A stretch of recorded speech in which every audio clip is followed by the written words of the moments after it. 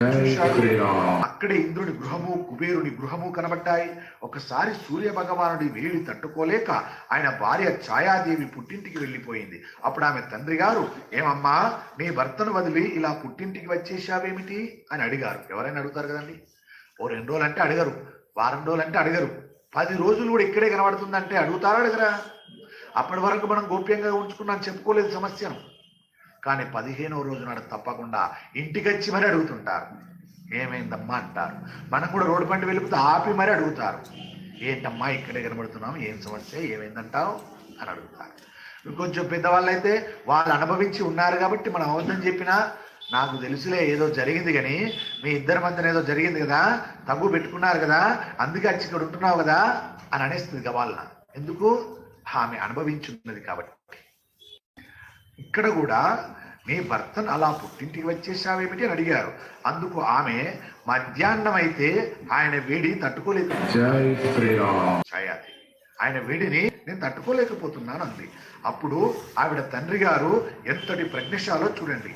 ఆయన విశ్వకర్మను పిలిచి సూర్యుడి దగ్గరికి వెళ్ళి వేడి తగ్గేలా ఆయన కొంత చెక్కేయమని చెప్పాడు. అప్పుడు విశ్వకర్మ సూర్యుడి దగ్గరికి వెళ్ళి కొంత చెక్కేస్తాను రావలసింది అన్నాడు. సూర్యుడు రానని అన్నాడు. అప్పుడు విశ్వకర్మ సూర్యుడిని బలవంతంగా తీసుకువెళ్ళి ఒక శిల మీద పెట్టి వృత్తాకారంగా ఉన్నటువంటి సూర్యబింబమును కొంత చెక్కేశాడు. అప్పుడు సూర్యబింబం నుంచి కొంత తేజస్సు విడిపోయింది. సూర్యబింబమును పెట్టి చెక్కిన వేదిక అక్కడ ఉంది. హనుమ దానిని చూశాడు. మనము కూడా ఓ చక్కటి పరికరం తయారు చేయాలనుకుంటే అందులో ఒక హోల్ చేశాం. ఆ హోల్ అంతవరకే ఉంటుంది. ఓ 2 ఇంచులు పొడవు, 2 ఇంచులు వెడుపుతూ 2 ఇంచుల లోపలికి ఉన్నది హోల్ అది. ఇప్పుడు దాంట్లోకి 3 మూలలా చక్కగా అమరింది. కానీ ఇంకొకటి అందులో అమరితే అప్పుడు దానికి పరిపూర్ణత వస్తుంది. అది రావాలంటే అర్థం కావట్లేదు మనకు. అక్కడ అర్థమైన వాడు ఒకడు ఉంటాడు, అతడికి చెప్పాలి. అతను ఏం చేస్తాడు, ఓ ఉలి తెస్తాడు. తెచ్చి దానిలో పట్టేంత సైజ్ ఎంత ఉంటుందో అంతా చెక్కేస్తాడు. అది ఇంత మంద ఉన్నదాన్ని ఇంత తీసుకొస్తాడు, చెక్కితే పోతుంది కదా.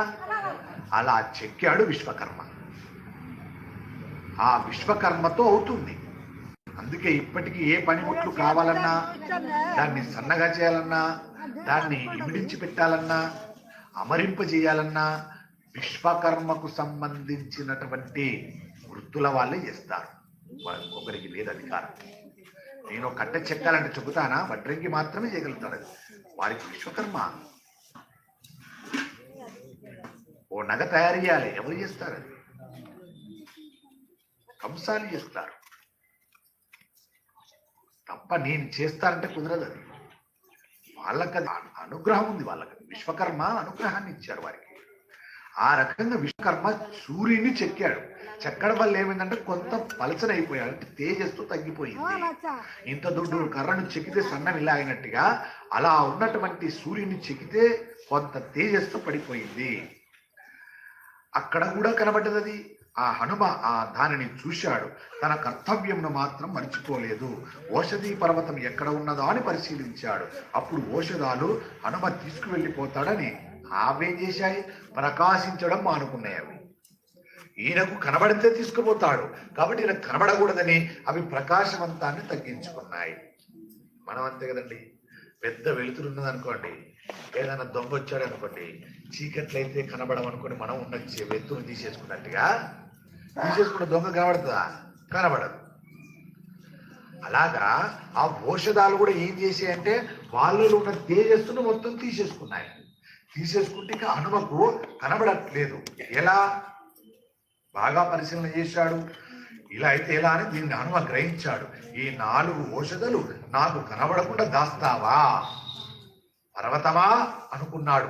అనుకొని అక్కడ చూస్తే సమయం మించిపోతుంది. ఉన్న పలంగా రమ్మని చెప్పాడు తాతగారు జాంబవంతుడు. ఇప్పుడు నేను ఉన్న పలంగా వెళ్ళకపోతే అక్కడ పెద్ద ఉపద్రవమే వచ్చేస్తుంది. రామలక్ష్మణులకి ఏమైనా జరిగితే ఇంకేముందిక, అంతా శూన్యమే. రామలక్ష్మణులు లేరని తెలిస్తే తల్లి వల్లన ఇంతమందికి బాధన, నా వల్ల ఇంతమందికి అపాయమా, ప్రమాదమా అని ఆలోచిస్తున్నాడు హనుమ. ఎంతసేపండి, కనురెప్ప వేసేంత లోపల ఆయన ఆలోచన దీర్ఘంగా వచ్చేస్తుంది. వాళ్ళ తేజస్సు అలాంటిదండి. తేజస్సుతో కూడుకున్నవాడు 100 సమస్యలకు పరిష్కారం ఒక నిమిషంలో చూపెట్టగలడు. అదే తేజస్సు లేనివాడు ఒక చిన్న సమస్యను ముందు పెడితే గంట ఆలోచిస్తాడు. ఇది తేడా. ఆయన తేజస్సు అలాంటిది, ఆయన ధర్మం అలాంటిది, హనుమది. అలా క్షణకాలములో ఆలోచించాడు ఇంత విషయాన్ని. ఎంతో గొప్పగా ఆలోచించి వెంటనే, ఓహో మీరు రామకార్యములకు సాయం చెయ్యరా? రామకార్యములకు సాయం చెయ్యరా మీరు? చూడండి మిమ్మల్ని ఏం చేస్తానో అన్నాడు హనుమ. అని ఒక్కసారి ఆ పర్వతమును పెళ్లగించేశాడు. అంత పెద్ద పర్వతాన్ని నాకు కనబడకుండా చేస్తారా? అయితే నేనేమిటో చూస్తూ చూడండి. రామకార్యం మీద వచ్చాను, నా కార్యం మీద కాదు. నేను రామకార్యం మీద వచ్చాను కాబట్టి ఈ పర్వతాన్ని పూర్తిగా పెకిలించేస్తాను. ఒక్కసారి చేతు పెట్టాడు లోపలికి, అలా అమంతా లేకెట్టేశాడు. మనం కూడా చేయలేమండి. ఒక్కొక్కసారి చిన్న చిన్నవి ఉంటాయి అక్కడ. ఓ 2-3 వస్తువులు లేమంటే మనం ఏం చేస్తాం? ఆ సంచిలో కనబడవు. ఆ 2 వస్తువులు ఏంటో కనబడకుండా ఇబ్బంది పెట్టేస్తాయి. ఇదంతా పని ఏమిటి, ఈ సంచిలో ఆటకపోతాయని మనం సంచిలో ఆటకు పక్కన పెట్టేస్తాం. అమ్మా నీకు నచ్చింది తీసేసుకోండి ఇట్లకని అని మనం ఎలా అంటామో అలా హనుమ కూడా అది కనబడకపోయేసరికి సమయం లేట్ అవుతుందని ఆలోచన చేసి రామకార్యానికి అడ్డొస్తారని ఆ పర్వతాన్ని ఇలా పెకిలించేశాడు. పర్వతాన్ని పెకిలించేసి స్వామి హనుమ హిమాలయ పర్వత శిఖరముల మీద నుండి కాంచన లంకకు బయలుదేరాడు. ఆ ఉన్న బలంగా పట్టుకొని ఆ పెద్ద పర్వతాన్ని ఎలా పట్టుకున్నాడు? అరచేతులుగా పట్టేసుకున్నాడు. అలా పట్టేసుకుని బయలుదేరాడు స్వామి హనుమ. ఎంత గొప్పగా బయలుదేరుతున్నాడు! ఆ పర్వతాన్ని పట్టుకొని బయలుదేరుతుంటే అక్కడ కిందున్న వాళ్ళు చూస్తున్నారు. ఏమిటది వెళ్తున్నది ఆకాశంలో? అలా ఎవరు వెళ్తున్నది? కొందరు తెలుసున్నవారు, ఇది హనుమే, హనుమైతేనే ఇలా చేయగలడు. ఓ పర్వతాన్ని తీసుకెళ్తున్నాడా? ఏమి జరుగుతుంటారు? ఏదో జరగకూడదే జరిగింది అని కిందున్న వాళ్ళు తెలిసిన వారు అనుకుంటున్నారు. తెలియని వారు అదేదో చిత్రంగా ఒక జీవి వెళ్ళిపోతున్నదని కొందరు చూస్తున్నారు. కొందరికి ఆకాశంలో చాలా తక్కువగా కనబడుతుంది, కొందరికి పెద్దగా కనబడుతుంది. అలా ఎంతసేపు కనబడ్డాడు హనుమ? అంత నిమిషం పాటు కూడా కనబడలేదు ఆకాశంలో. అలా పర్వతాన్ని ఎత్తాడు.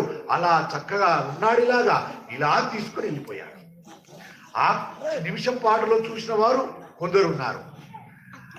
అలా హిమాలయ పర్వత శిఖరముల మీద నుండి కాంచన లంక యుద్ధ భూమిలోనికి దిగిపోయాడు మహానుభావుడు హనుమ. వీటి వాసనలు పైకి వచ్చాయి.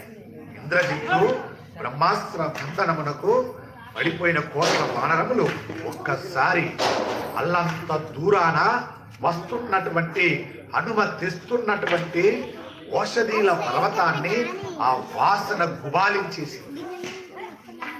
అంత దూరంలో ఉన్నటువంటి మల్లె మొగ్గ ఒక్కసారి గాలిటి వైపు వచ్చేస్తుంటే మనకి ఎలా వచ్చేస్తుందో సువాసన, అలా ఔషధీ పర్వతాన్ని పట్టుకొస్తున్నటువంటి హనుమ దగ్గరికి రాగానే ఆ వాసనంతా వచ్చేసింది. ఆ ఔషధాల వాసన తగిలి పడిపోయిన వానరులందరూ మళ్ళీ తిరిగి బతికారు. అందరూ కూడా వానలు బతికారు. అక్కడే పడిపోయిన రక్తములోంచి పడిపోయినటువంటి కోట్ల వానరాలు పైకి లేచిపోయారు. పోయిన రక్తం శరీరంలోకి ఎక్కింది. ఎముకలు విరిగిపోయిన వారికి ఎముకలు అతుక్కున్నాయి. ఎముకలు నుజ్జైనా కూడా ఆ నుజ్జైన ఎముకలు కూడా అతుక్కుపోయాయి. ఎముకలు అతుక్కుపోయి సృహ తప్పిపోయిన వారికి సృహ వచ్చేసింది. మళ్ళీ ఇంత ముడి మామూలుగా లేచారు. అంతమంది పడిపోయారు కదా, కోట్ల వానర సైన్యం పడిపోయింది. మళ్ళీ లేచేశారు అందరూ. ఆ పర్వతం నుండి వస్తున్నటువంటి సుగంధ భరితానికి హనుమంతుని కీర్తిస్తూ జయ జయ ధ్యానాలు చేస్తున్నారు. జై రామదాస్ హనుమానికి, జై రామదాస్ హనుమానికి, జై రామదాస్ హనుమానికి. అలాగా జయ జయ ధ్యానాలు మనం ఎలా చేశామో అక్కడ వానరాలన్నీ కూడా జయ జయ ధ్యానాలు చేశాయి. హనుమా మాకు మళ్ళీ పునర్జీవితాన్ని ప్రసాదించావు హనుమా. అందుకే తాతగారైన జాంబవంతుడు అంటారు, ఎంతమంది వానర వీరులు చచ్చినా ఎవరు పోయినా హనుమ ఒక్కడుంటే చాలు, అందరు బతికిస్తానన్నాడు. ఎందుకన్నాడా? హనుమా ఇది కదా నీ శౌర్యం, ఇది కదా నీ తేజస్సు, ఇది కదా నీ పరోపకారము. నాకేం అవసరం అండి, నేనెందుకు పోవాలి అనుకొని హనుమ అనుకున్నట్టుంటే రామకార్యం నెరవేరేదా? ఏనాడైనా అనుకున్నాడా, రామా నేను ఉండబట్టే నీ కార్యం సఫలీకృతమైందని ఎప్పుడన్నా అన్నాడా? ఎవరైనా అన్నా అలా దించుకుంటాడు. హనుమా నీ వల్లే ఇంత కార్యము జరిగింది అంటే అని అన్నా కూడా ఆయన తల దించుకుంటాడు తప్ప అవు నా వల్లే అని అంటాడు ఎప్పుడైనా? అనడు. ఎక్కడ తల దించన్నో తెలుసున్నవాడు హనుమా. పొగడ్తలు వచ్చినప్పుడు మా అమ్మ కూడా అప్పుడప్పుడు పొగడత పడితే తల దించుకొని ఉంటుంటది. అది చూసి నేర్చుకోవాలి. పొగడ్తకి ఎప్పుడు తల ఎత్తకూడదు, తల దించాలి. దించావా అది పొగడ్త ఎలాంటిది తెలుసా అండి? పదునైన కత్తి, వాడి కత్తి ఉంటుంది చూడండి, చాలా పదునుగా ఉంటుంది కత్తి. అది కత్తి లాంటిది పొగడ్త. గుర్తుపెట్టుకోండి. పొగడ్తను మీరు ఎప్పుడు కానీ మామూలుగా తీసుకున్నారనుకోండి, అది వాడి కత్తి ఒకసారి ఇలా పెడితే ఎలా తెగిపోతుందో, ఇలా అంటే తెగిపోతుంది. వాడి బాగా కొచ్చగా ఉన్న కత్తి. పొగడ్త అలాంటిదండి. పొగడ్త వచ్చినప్పుడు ఇలా ఉన్నావా అది ఇలా నరికేస్తుంది. జాగ్రత్త. అందుకే పెద్దలు మహాత్ములు జ్ఞానులండి, వాళ్ళకి అనుభవం ఉన్నవారు చెప్తారు. పొగడ్త వస్తేనే అమ్మా మీ వల్లనే తల్లింత అనగానే అలా దించుకుంటారు. ఆ పొగడ్త అనే కత్తి ఇలా పైకి వెళ్ళిపోతుంది. పొగడ్త ఎప్పుడు నడిచేదండి, అది నడిచే వాడి వేడి కత్తి. అది బహు జాగ్రత్త, తెగిపోతుంది. అలాంటి పొగడ్తకు హనుమ ఎప్పుడు కూడా స్వీకరించడు. అలా మంచుకొని ఉంటాడు. చేతులు ఒగ్గి శరీరాన్ని కూడా వంచుతాడండి ఆయన. ఎప్పుడైతే పొగడ్త వస్తుందో ఆయన హనుమ శరీరాన్ని ఇలా వంచుతాడు. ఎప్పుడు మీరు చూడండి, హనుమ భంగ్యమను ఇలా ఉన్నట్టుగా ఉండదు ఎప్పుడు కానీ. అందులో రామచంద్రమూర్తి ముందు తగ్గే ఉంటాడు ఎప్పుడు. ఎక్కడ తగ్గన్నో తెలుసున్నవాడు గొప్పవాడు. పొగడ్త ముందు తగ్గి ఉండాలి, పెద్దల యందు తగ్గి ఉండాలి. అతడు గొప్పవాడిగా కీర్తించబడతాడు. తలెత్తినంత మాత్రాన కీర్తించబడవు. అలా దించుకో. ధర్మం ముందు అధర్మం ముందు నిలబడి దాన్ని ప్రశ్నించు, తప్పులేదు దాన్ని. కానీ ధర్మాన్ని ముందు ఖచ్చితంగా తల వంచి నిలబడు. హనుమ అంటే అంత గొప్పది. అందుకే హనుమకు నమస్కారము చేస్తే చాలు. మహానుభావుడు సర్వకాలముల యందు మనలను రక్షిస్తున్నాడు. శ్రీరామదాస బంటూ, శ్రీరామ బంటూ అంటే చాలు. హనుమ అంటే కూడా వలకడైన శ్రీరామ బంటూ హనుమా అంటే చాలు. ఇక్కడే ఉన్నాను రా అంటాడు. హనుమా హనుమా హనుమా రామదాసు బంట హనుమా ఏం రా నేనే రా అంటాడు. ఎంత గొప్పదో చూడండి అలాంటి మహాత్ముడు హనుమ. అది నేర్చుకోవాలి మనము. రామాయణము చదవడము కాదు, రామాయణంలో ఉన్న విషయాలు నేర్చుకొని దాన్ని అన్వయించుకొని అనుభవంలోకి తెచ్చుకోవాలి. నేను విన్నానండి రామాయణము. ఏం నేర్చుకున్నావు? ఒక్కటి చెప్పు అంటే ఏమో అన్ని మర్చిపోయాను. గుర్తుంటుందా అండి? ఎన్ని బాధ్యతలు, ఎన్ని బంధాలు, ఎన్ని బంధుత్వాలు, బంధాలు, బాధ్యతలు అన్నిటిలలో ఉండి ఉండి విన్నాను కానీ మర్చిపోయాను. అలాంటి హనుమ ఒక్క నామము చెప్పడం వల్ల హనుమ మంగళకరుడు. అందుకే శుభం జరిగి తీరుతుంది. హనుమ అష్టోత్తర శతనామావళిలో రుద్రవీర్య సముద్భవాయ నమః అంటారు అని ఒక నామం ఉన్నది. శివ అంటేనే మంగళప్రదుడు. ఎక్కడ హనుమ ఉంటే అక్కడ మంగళము జరుగుతుంది. ఈ విధంగా వానరములన్నీ తిరిగి జీవించాయి. అందరూ కూడా జయ జయధ్యానాలు చేశారు. సుగ్రీవుడు చూశాడు, మనం అందరం బతికాం. వచ్చిన ఇంద్రజిత్తు బ్రహ్మాస్త్ర బంధనము చేసి వెళ్ళాడు. ఇప్పుడు మనము బ్రహ్మాస్త్రము నుండి బయటపడ్డాం. వానికి బుద్ధి రావాలి. ఈ ఉత్సాహముతోనే మనం అందరం ఎగిరి లంకలోకి వెళ్ళిపోండి. కనబడ్డవారు కనబడ్డట్టు కాగడాలు పట్టుకు వెళ్ళి లంక అంతటిని కాల్చేయండి అన్నాడు సుగ్రీవుడు. రాజు కదా ఆజ్ఞాపించేశాడు. అది సుగ్రీవాజ్ఞ. వానరాలకు చెప్పిందే తడవు. ఇన్ని కోట్ల వానరాలు లంకలోకి అంతఃపురం మీదికి పడిపోయారు. ఇక ఉన్న బలంగా పడిపోయారు అందరూ కూడా. ఎప్పుడైతే ఈ వానరుల వీరులు అందరూ వెళ్లి కాగడాలు పెట్టి రావణాంతఃపురంలో కలుపుకొని లంకలో ఉండే సౌధములన్నింటినీ కూడా అగ్నిహోత్రములకు ఆహుతి చేశారు. అందులో ఉండే రకరకములైనటువంటి పట్టు, ఉన్ని వస్త్రాలు, బంగారు పాత్రలు, మణిమయ వేదికలు, బంగారు అరుగులు, అక్కడ పొదగబడిన ముత్యములు, రత్నములు, వజ్రములు, పెట్టినిళ్ళు పేలిపోతున్నాయి. బంగారం కూడా కరిగిపోతుందండి, బాగా గుర్తుపెట్టుకోండి. పెద్ద కట్టెలు గల్ల ఇల్లు, అందులో మీరు తులం బంగారం ఆవరణ అనుకోండి, ఆ కట్టెలతో కూడుకుని ఇల్లు గాలిపోయింది అనుకోండి, అందులోనే బంగారం కూడా కరిగిపోయి పలసగా అయిపోతుంది. మళ్ళీ వెతికితే కానీ దొరకదు. బంగారం కరిగేదే, వెండి కరిగేదే, బాగా వేడున్న చోట కరిగిపోతుంది. చాలా మంది ఆ రోజున లంకలో కాలిపోయారు. అదే సమయంలో రామచంద్రమూర్తి క్రుద్ధుడై ధనుష్టంకారము చేశాడు. ఒక్కొక్క ధనుష్టంకారము ఒక్కొక్క వానర ఘోష, ఒక్కొక్క రాక్షసుల అరుపులు వేగంగా వచ్చి అగ్నిహోత్రము కాల్చేస్తుంది. ఈ పరిస్థితిని చూశాడు రావణాసురుడు. ఏమిటి, అందరూ చచ్చారనుకున్నాము కదా, మళ్ళీ ఎలా వచ్చారు?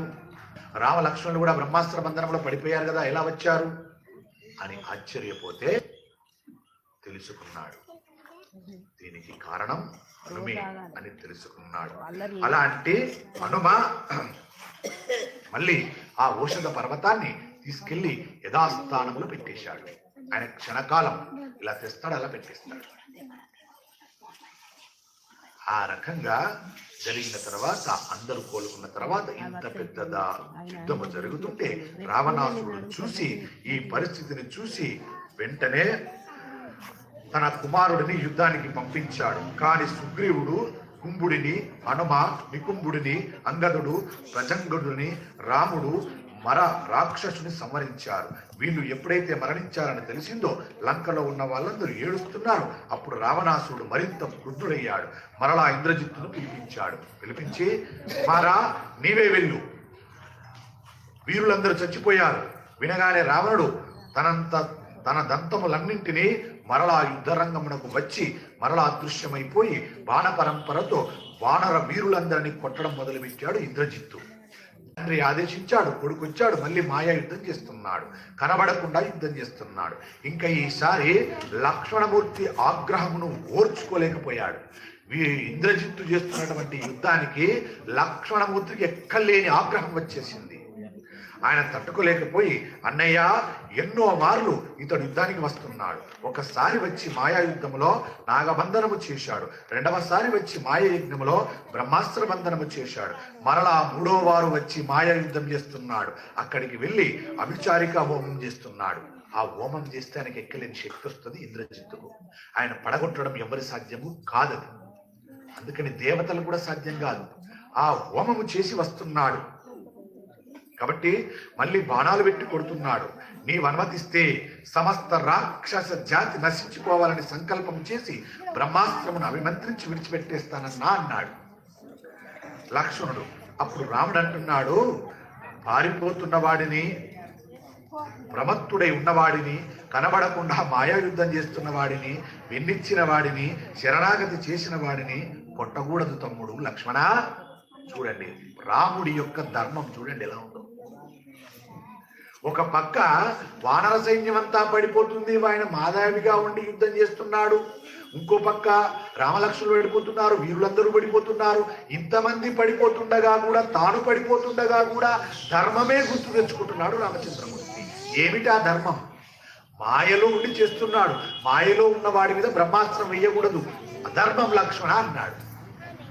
ఇంకెక్కడండిగా రాముడు ఎంత ధర్మాత్ముడో చెప్పడానికి రామాయణం చదవాలి. ప్రతి ఒక్క పదాన్ని చదివితే రాముడు ఎంత ధర్మాత్ముడు అర్థమవుతుంది. రాముడు ధర్మాత్ముడు కాడు అన్నవాడు మూర్ఖుడు, వాడు నాతో సహా. రాముడు ధర్మాత్ముడు కాడు అన్నవాడికి గ్రంథం చదువుమను, రామాయణం చదువుమను, వాల్మీకి రామాయణాన్ని చదువు మనకు తెలుస్తుంది. రాముడు ఎంత ధర్మమూర్తి ఉన్నారా ఈ సమయంలో? అంత అరవీర భయంకరంగా యుద్ధం జరుగుతుంటే, ఆయన మాయాములో ఉండి ఇంద్రజిత్తు బాణాలు వేస్తుంటే, ఈ సమయంలో కూడా మాయతో చేస్తున్న వాడి మీద బ్రహ్మాస్త్రం వేయకూడదు, ధర్మం కాదు అన్నవాడు రామచంద్రుడు తప్ప మరొక్కరు లేరు సృష్టిలో. నిరాయుధుడై ఆయుధాలు లేకుండా చేసి నిరాయుధుడై నిలబడ్డటువంటి రావణాసుడు పరమశత్రువు.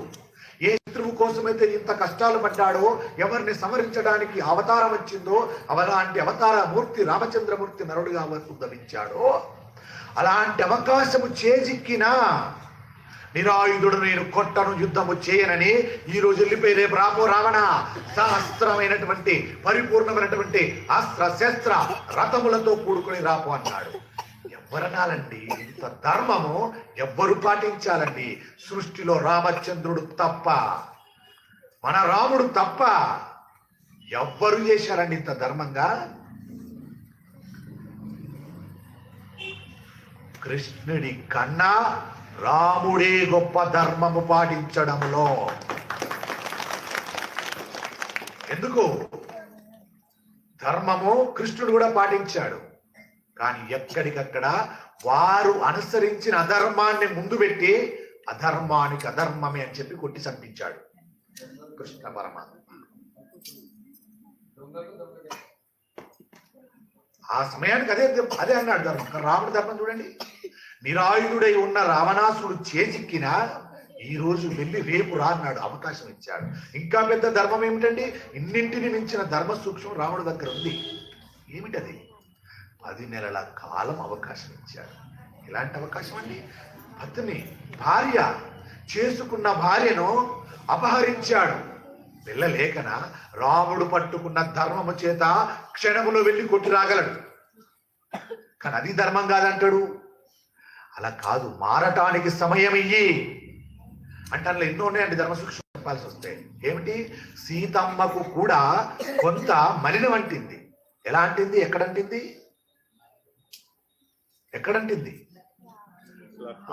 పరమధర్మాత్ముడైనటువంటి లక్ష్మణుణ్ణి నింద చేసిన సమయములో.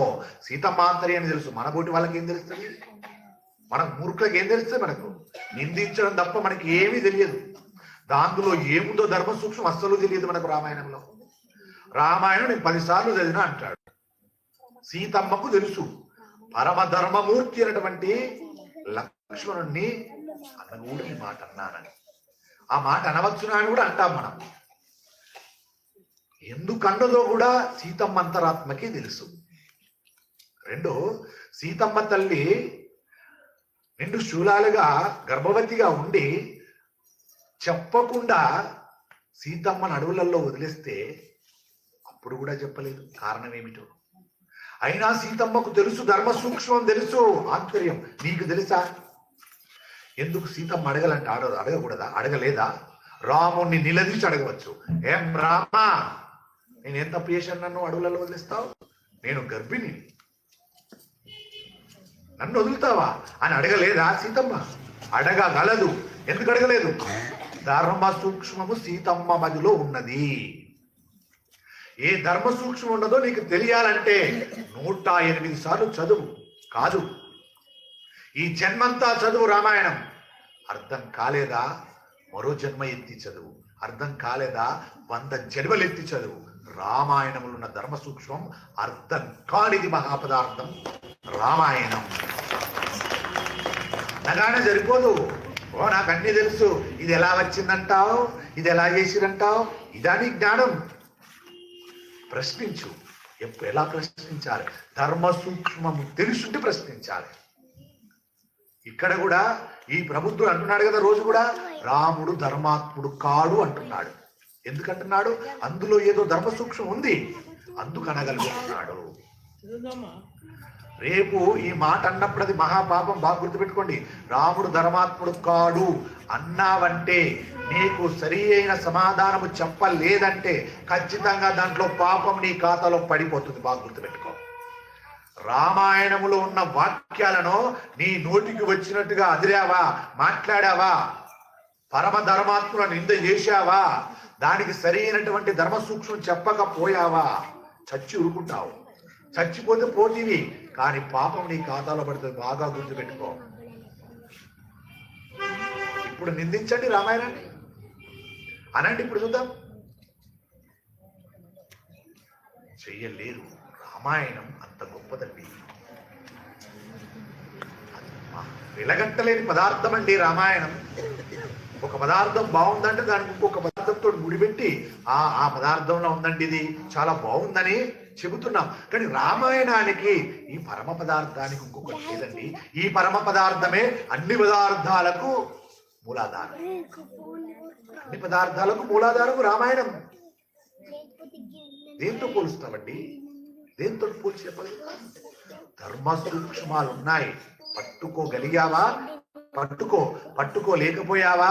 రామా, ఈ గొప్పతనాన్ని, ఈ మాత్రమైన చదువుని, జ్ఞానాన్ని నాకు ప్రసాదించావయ్యా అని తృప్తిపడు, నింద చేయ. కానీ ఇంకో చోట ఎవరైనా నింద చేసినప్పుడు మీరు ధర్మాత్ములైతే మీ మనస్సు కాలిపోతుంది, మీ మనస్సు రగులుతుంటది. వీటిని ఏమి చేయాలి నేను? రామచంద్రుణ్ణి, రామాయణాన్ని, ఆది కావ్యమైన రామాయణం, ఆది అంటే మొట్టమొదటి కావ్యం. దీన్ని మించిన కావ్యము లేదు, దీన్ని మించిన గ్రంథము లేదు. తేగలరా? లేదు. ఉంటే కదా తేవటానికి. రామాయణాన్ని మించిన గ్రంథము లేదు. ఎంత గొప్పదండి నిజంగా. శత్రువును కూడా అవకాశం ఇచ్చి మార్చడానికి ప్రయత్నం చేసినటువంటి రామచంద్రమూర్తి కన్నా ధర్మాత్ముడు సృష్టిలో లేడు, ఉండబోడు. అది ధర్మం అంటే అంత గొప్పది. అలాంటి మహానుభావుడు ఎంత గొప్పగా నశించిపోతారో. అందుకని బ్రహ్మాస్త్రాన్ని ప్రయోగించద్దు లక్ష్మణ అంటున్నాడు. ఎంత ధర్మం అండి నిజంగా. ఒక్కొక్క మాటలో ఎక్కడ ముందుకు పోగలమండి మనం? ఆ అక్షరాన్ని దాటి ఎక్కడికి వెళ్ళగలమండి? వెళ్ళనివ్వదు. ధర్మ సూక్ష్మలవన్నీ. వద్దు లక్ష్మణ. ఆయననేమో మాయాయుద్ధం చేస్తున్నాడు ఇంద్రజిత్తు. నిమిషము కాలమిస్తే కొన్ని కోట్ల వారాలను చంపేస్తున్నాడు, వీరులు చచ్చిపోతున్నారు. అవకాశం వస్తే రామలక్ష్మణులు కూడా పడగొడుతున్నాడు. అలాంటి వాడి మీద బ్రహ్మాస్త్రం వేస్తావంటే అద్దంటావేమిటన్నయ్యా అని లక్ష్మణుడు అంటాడు. అది ధర్మకాంతముడు. కనబడకుండా యుద్ధం చేస్తున్న వాడి మీద వేయకూడదు అని ఎంత గొప్ప మాటలు చెప్పాడండి. ఓర్పు, అటువంటి ఓర్పు ఎవరికి లేదు ఇందులో రామాయణంలో. స్థాయికి మించి ఓర్పుకున్నవారు రాముడు. అది రావణాసుడికి లేకుండా పోయింది ఓర్పు. ఆ ఓర్పే ఉంటే మొట్టమొదటనే చెప్పాడు హితబోధ. ఎవరు చెప్పారు? మొట్టమొదటగా రావణాసురుడికి బోధ చేసినటువంటి మహానుభావుడు ఎవరు?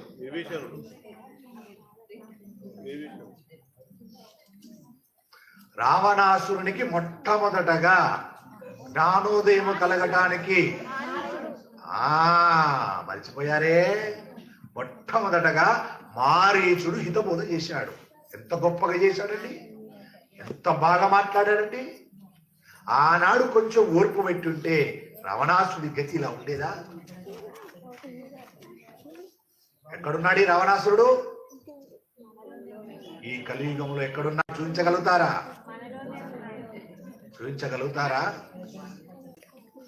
క్రోధములో ఉంటాడు, కామములో ఉంటాడు, లోభములో ఉంటాడు, మోహములో ఉంటాడు, మాత్సర్యములో ఉంటాడు. 6 గుణాలలో ఉంటాడు.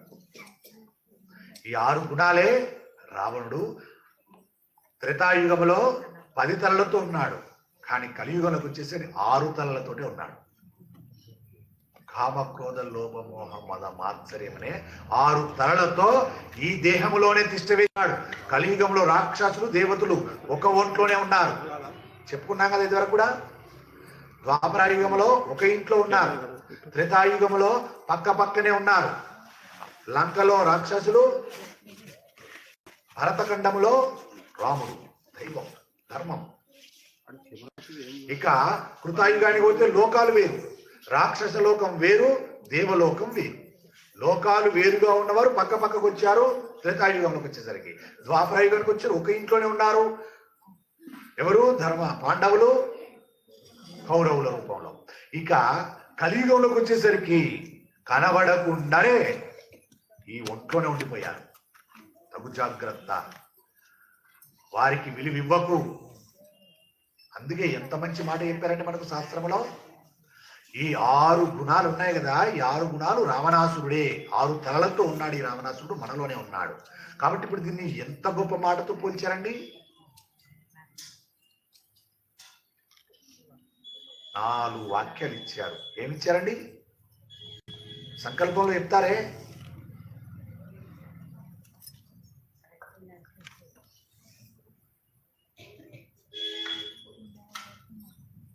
నాకు గుర్తులేదు, మీకు గుర్తులేదా? ధర్మ అర్థ కామ మోక్ష. ఈ ధర్మము ఈ రెండింటికి ముడిపెట్టు, మోక్షము తనంతట తన వస్తుంది. ఏంటా రెండు? అర్థము అంటే ఏంటి? డబ్బు. ధర్మముతో ముడిపెట్టి సంపాదించు.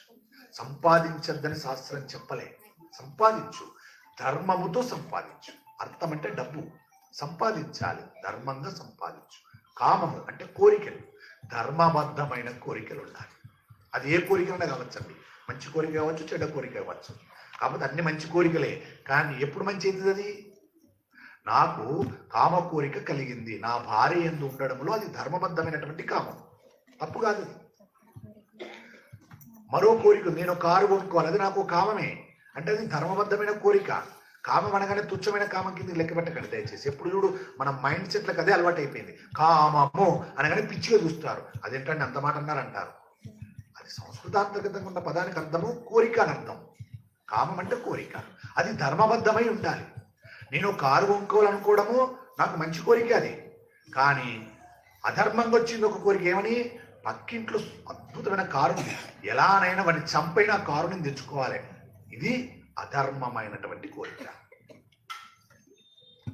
కోరికలను అలా ధర్మముతో ముడిపెట్టుకోవాలి. ధర్మముతో కోరికలు ముడిపెడితే, ధర్మముతో అర్థాన్ని ముడిపెడితే, డబ్బు సంపాదిస్తే మోక్షం తనంతట తనే వచ్చేస్తుంది. నువ్వు ఉరకాల్సిన అవసరం లేదు మోక్షం వైపుకు. మోక్షం తనంతట తనే వస్తుంది. ఎంత గొప్ప చెప్పారండి ఈ 4టికి. అలాంటి గొప్ప ధర్మాత్ముడు రామచంద్రుడు. అతను చూసి అతను ఎటువైపు నుండి తిరుగుతున్నాడో, బాణములు ఎటువైపు నుంచి వస్తున్నాయో నిశితంగా పరిశీలించు. ఇవాళ దొరకకపోడు. విశేషమైనటువంటి తీవ్రమైన బాణ ప్రయోగం చేసి ఇవాళ ఇంద్రజిత్తును భూమి మీద పడగొడతాను. లక్ష్మణ, ఇది నా ప్రతిజ్ఞ అన్నాడు రామచంద్రుడు. తప్ప బ్రహ్మాస్త్రాన్ని ప్రయోగించమని మాత్రం చెప్పలేదు. ఇది రాముడి దగ్గర ఉన్న గొప్ప ధర్మం. ఎంత గొప్ప మాట అన్నాడండి నిజంగా. నేను పడగొడతాను చూడు లక్ష్మణ. బ్రహ్మాస్త్రం మాత్రం వేయ. ఎందుకు? మాయలో ఉండి చేస్తున్నాడు, కనబడకుండా యుద్ధం చేస్తున్నాడు. వాడి మీద బ్రహ్మాస్త్రాన్ని వేయద్దు, తప్పది, దోషమది. అది ధర్మం తెలిసిన వాడికి తెలుస్తుంది, అధర్మం పట్టుకున్న వాడికి ఏం తెలుస్తుంది? ఆయన అంటాడు, ఈరోజు ఎట్టి పరిస్థితులలో ఇంద్రజిత్తును సంహారం చేసే వెళ్దాం మనం కూడా. ఇంద్రజిత్తును చంపేద్దాం ఇవాళ. మీరందరూ సహకరిస్తే ఇంద్రజిత్తును చంపేద్దాం ఇవాళ. చంపుదామా, ఇడిచిపెడదామా ఇవాళ? మరి రేపటిదాకా అవకాశం ఇచ్చామనుకోండి, ఇంకెంతమంది వానలు చంపేస్తాడో తెలియదు. మరి చంపేద్దాం ఈరోజు, చంపేసి వెళ్దాం. అర్ధరాత్రి 12 అయినా పర్లేదు.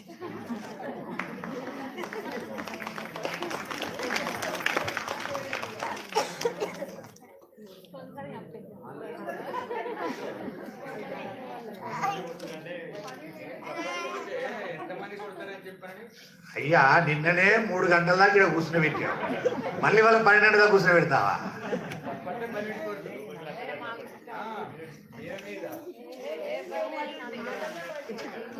చప్పట్లు కొడితే అక్కడ రాముడికి ఏడ డిస్టర్బెన్స్ అవుతుంది అని కొడతలేదు. అట్లా మౌనంలో ఉండిపోయారు. ఇంత ప్రతిజ్ఞ చేసిన రాముని వారసులం మనమంతా. మరి మనం కూడా చదివేటప్పుడు కూడా అతనికి ఉపాసన ఇవ్వకూడదు. లక్ష్మణ, ఇది నా ప్రతిజ్ఞ, ఈ రోజు ఏదైనా ఖచ్చితంగా ఇంద్రజిత్తును చంపేస్తాను, సంహరిస్తానన్నాడు. ఈ మాటలను ఇంద్రజిత్తు కూడా విన్నాడు, మాయ రూపంలో ఉన్నవాడు. ఇక్కడ కూడా వింటున్నాడు. ఓ వీరు, ఎన్ని రోజులు అవుతుందండి రామాయణం ఏమిటి?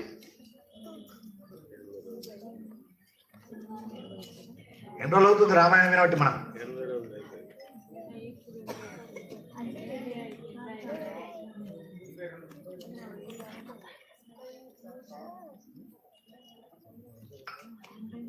అన్నీ మింగేస్తున్నాం, అన్నీ జీర్ణమైపోతున్నాయి. 83 రోజులుగా మనము రామాయణాన్ని వింటున్నాం. ఎంత అద్భుతం అండి నిజంగా. ఇంద్రజిత్తు కూడా భయం పట్టుకుంది. 83 రోజులుగా వీళ్ళు ఓర్పుతో ఉన్నారు, ఈ రోజు నన్ను చంపేస్తారని ఆయన కూడా పట్టుకుంది. రామాయణం వింటున్న రామాయణ వారసులకే ఇంతుంటే మరి దానికి కథానాయకుడైనటువంటి రాముడికి ఎంత ఉండాలి అని విన్నాడు. ఇవాళ నన్ను కొట్టడానికి రామలక్ష్మణులతో సహా రామాయణం విన్న కుర్క్యాల వారసులు కూడా బయలుదేరారు. వారు కూడా పట్టు వదలకుండా నిలబడ్డారు. ఇవాళ చంపేదా వదలరట అని భయపడుతున్నాడు ఇంద్రజిత్తు. కాబట్టి నేను ఏదో ఒక మాయ చెయ్యాలి, మోసము చెయ్యాలి, రామలక్ష్మణులు ఇద్దరిని దృష్టి నా నుంచి మరల్చాలి అనుకున్నాడు. రామలక్ష్మణుల దృష్టిని మరల్చిన రామాయణం విన్న రామాయణ వారసుల దృష్టి మరించలేవు. రావు నీచ నికృష్ట ఇంద్రజిత్త, సావక తప్పది రోజు నీవు. సీతమ్మ ఎలా ఉంటుందో అటువంటి సీతమ్మను ఒక మాయ సీతను సృష్టించాడు. రథంలో కూర్చోబెట్టుకున్నాడు. హనుమ పర్వత శిఖరమును పట్టుకుని ఎదురుగుండా వస్తున్నాడు. ఆనాడు ఇంద్రజిత్తు ఒక చెయ్యరాని పని చేశాడు. హనుమ చేతిలో ఉన్న పర్వతము క్రింద పడిపోయి వానర సైన్యమంతా నిలబడిపోయేలా చేయాలనుకున్నాడు. హా రామా, హా లక్ష్మణ అని అరుస్తున్న ఆ మాయాసీత, ఇంద్రజిత్తు మాయాసీతను సృష్టించి ఆ సీతను తీసుకొస్తుంటే ఆ మాయాసీత అంటుంది, ఆ మాయాసీతను జుట్టు పట్టుకొని, బాగా పట్టుకోండి ఇక్కడ, నేను కూడా ఒక సందర్భంలో ఉన్నప్పుడు అంటే పరిపూర్ణంగా వినకూడనప్పుడు నాకు కోపం వచ్చేసింది. సీతమ్మ తల్లిని జుట్టు పట్టుకోవడమా అని ఎక్కలేని ఆక్రోశం వచ్చేసింది. కానీ అక్కడ మన మాటను కలిపి చెప్పాలి. కలపక చెప్పామనుకోండి అది మనకు అసందర్భమైన మాటకి వెళ్ళిపోతుంది. మాయా సీత అని మాట్లాడాలి. ఇక్కడ సీతమ్మ జుట్టు పట్టుకున్నాడు అన్నాం అనుకోండి తప్పైపోతుంది, అలా అనకూడదు, అది దోషం. కాబట్టి ఇక్కడ మాయా సీతమ్మను సృష్టించి ఆ మాయా సీతను పట్టుకొని లెంప మీద ఎడా పెడా కొట్టడం మొదలుపెట్టాడు ఇంద్రజిత్తు. చాలా మట్టి పట్టిన పట్టు పుట్టముతో ఒంటి జడ వేసుకొని ఉపవాసముల చేత కృషించి ఉన్నది. ఈ పరిస్థితిని మహానుభావుడైన హనుమ చూశాడు. ఆ సన్నివేశాన్ని హనుమ చూశాడు. ఆయన ఈ పరిస్థితిని చూడగానే ఇంకా తట్టుకోలేకపోయాడు. ఆయన కన్నుల వెంట నీరు గారుస్తూ పర్వత శిఖరమును కింద పడవేసి ఆమెను ఆ మాయా సీతమ్మను 2 నెలల క్రితమే చూశాను. దుర్మార్గుడా, మహాపతివ్రత, రామకాంత, సీతమ్మని అలా కొడతావా? నువ్వు నాశనం అయిపోతావురా. నిన్ను నేను సుగ్రీవుడు విడిచిపెట్టము, నీ శిరస్సు గిల్లేస్తాను. సీతమ్మను వదులుతావా వదలవా అని పాపం క్రుద్ధుడై బాధతో గదవద స్వరముతో హనుమ ఏడుస్తూ మాట్లాడుతున్నాడు. అక్కడ అమ్మను అలా చూసేసరికి, మాయాసీతమ్మను చూసేసరికి హనుమకు తెలియదు కదా, మనకు తెలిసింది ఇక్కడ మాయాసీత అని, హనుమకు తెలియదు కదా. అక్కడ తెలియక ఏడుస్తూ మొరబెట్టుకుంటున్నాడు. ఎందుకు అక్కడ కొట్టచ్చు కదా, చేయవచ్చు కదా. అవకాశం తీసుకోడు హనుమ, అవకాశం తీసుకోడు. ఎక్కడ తీసుకోవాలి అక్కడ తీసుకుంటాడు అవకాశం. అప్పుడు ఇంద్రజిత్ అన్నాడు, ఆవిడ స్త్రీ కావచ్చు, ఇంకొకరు కావచ్చు, మాకు దుఃఖం కలిగించింది కాబట్టి ఈవిడను ఎంత మాత్రం నేను విడిచిపెట్టను అన్నాడు ఆ ఇంద్రజిత్తు. వేసుకునేటప్పుడు యజ్ఞోపితం ఎలా వేసుకుంటారో అలా ఒక ఖడ్గమును తీసుకుని ఆమె శరీరమును చీరేశాడు. మాయాసీతమ్మ శరీరాన్ని చీరేశాడు. చీరేస్తే ఆ మాయాసీత మరణించి ఆ రథములో పడిపోయింది. ఆమె అన్ని విధాలా అచ్చము సీతమ్మలాగే ఉన్నది. సీతమ్మే అన్నట్టుగా చూపించాడు ఇంద్రజిత్తు. ఆ రథములో వెనక్కి వెళ్ళిపోయాడు. సీతమ్మ పడిపోవడాన్ని చూసిన హనుమ వెంటనే యుద్ధం మానివేశాడు. ఇప్పటి వరకు ఏడుపంటే ఏమిటో తెలియని హనుమ కన్నుల వెంట నీరు పెట్టుకుని ఏడుస్తూ పెద్ద పెద్ద కేకలు వేస్తూ, ఇంకా ఎందుకు ఈ యుద్ధం, ఎవరి కోసం ఈ యుద్ధం? అమ్మ చనిపోయింది, అమ్మ లేదు. ఏ అమ్మ కోసమైతే ఇంత యుద్ధం చేస్తున్నామో ఆ అమ్మే ఈ రోజు ఇంద్రజిత్తు వచ్చి చంపేశాడు. చచ్చిపోయింది అమ్మ అని రక్షించడానికి ఎందుకు ఇక ఎవరి కోసము చేయాలి? నేను యుద్ధము చేయనని ఏడుస్తూ వెనక్కి తిరిగి రామచంద్రమూర్తి దగ్గరికి పరిగెత్తుకుని వెళ్ళిపోయాడు. రామలక్ష్మణులు కనబడితే, రామా రామా రామా, దుర్మార్గుడైనటువంటి ఇంద్రజిత్తు నా తల్లి సీతమ్మను తీసుకువచ్చి వానరులందరూ చూస్తుండగా ఆ తల్లిని సంవరించాడు. మాయా సీతమ్మ అని అక్కడ అనకూడదు కదా రామం దగ్గర, మనం అనుకోవాలి ఆమె మాయా సీతమ్మని మనం అనుకోవాలి. రాముడికి చెప్పేటప్పుడు మటుకు సీత అని చెప్తాడు. ఆ శరీరమును తీసుకువెళ్ళిపోయాడు ఇంద్రజిత్తు. సీతమ్మ ఇంక లేదయ్యా రామచంద్ర అని చెప్పాడు హనుమ. ఈ మాట వినేసరికి రాముడు మూర్చిపోయి నేల మీద పడిపోయాడు. సీతమ్మ లేదా? ఎందుకు నేల మీద పడిపోయాడండి రాముడు?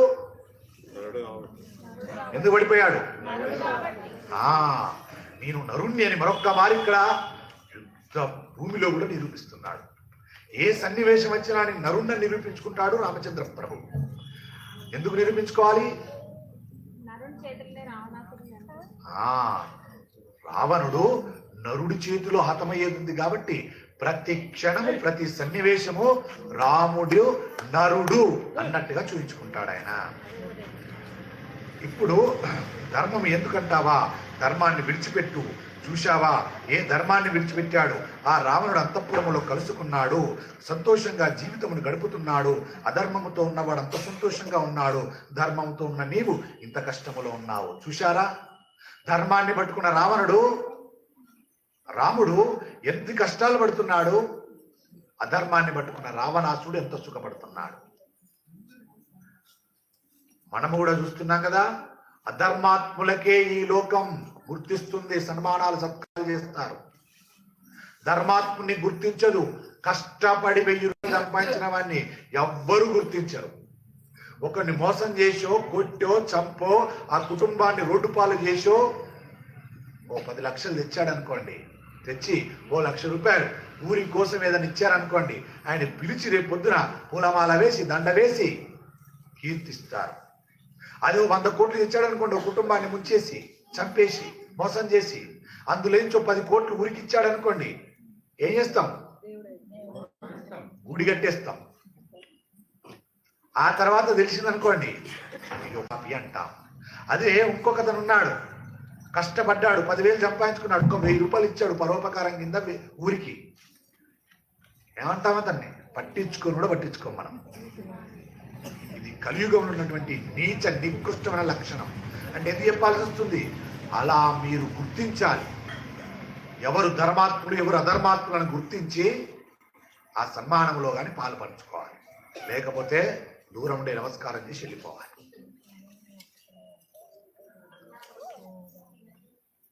అప్పుడు